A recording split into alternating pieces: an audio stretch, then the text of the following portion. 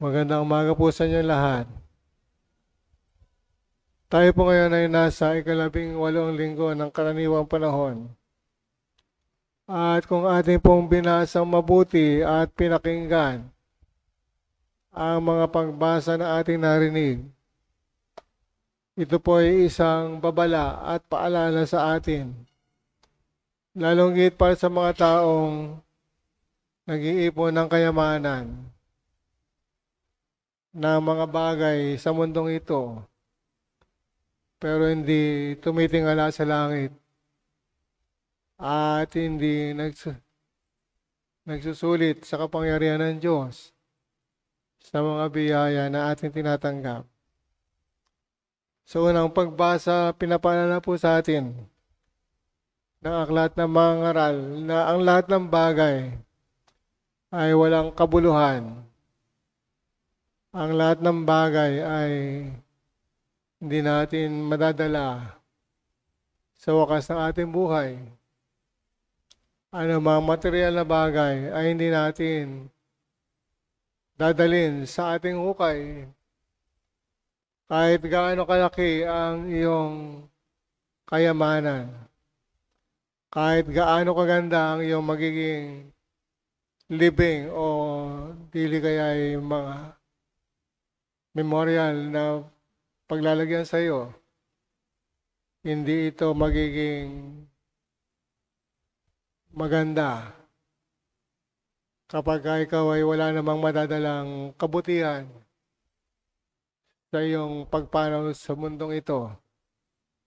Ang tangi lamang nating madadala sa harapan ng Diyos ay ang ating mga kabutihang nagawa. Ngunit lahat ng mga bagay na ating naipon, maiiwan dito sa lupa. At tulad nga ng sinabi ng ating Panginoon, sa kanyang babala sa mga tao, mag-ingat kayo sa lahat ng uri ng kasakiman, sapagkat ang buhay ng tao ay wala sa laki ng kayamanan. Kung atin pong titingnan yung standard ng mundo sa panahon natin ngayon, sasabihin na kapag ikaw ay merong magandang tahanan o dili kayo malaking kita sa iyong hanap buhay, mabibilang ka sa mga mayayaman. Pero kamakailan lamang po merong social weather survey na lumitaw. Sinasabi po na 49% ng mga Pilipino ay nananatiling mahirap, nananatiling below poverty line ang ating mga buhay.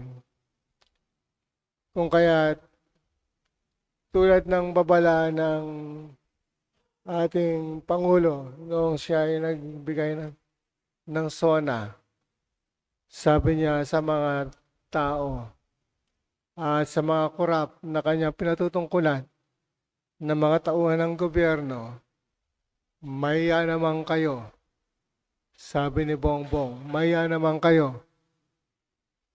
At kung titignan po natin, may mga tao na hindi marunong mahiya kahit na sila ay patuloy na nagiging korap, ay nanatiling pumapalakpak sa harap ng maraming mga tao sapagkat hindi sila nahihiya dahil makapal ang kanilang muka.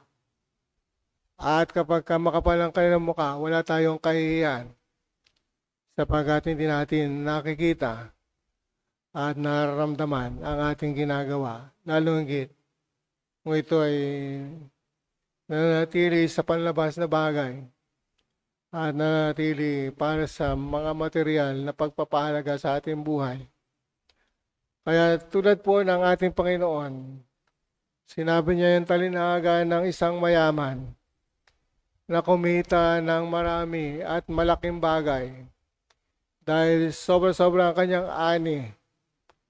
Kung kaya salip na ito ay pamahagi niya sa kanyang mga kapitbahay o sa mga mahihirap, ang ginawa niya ay inimbak.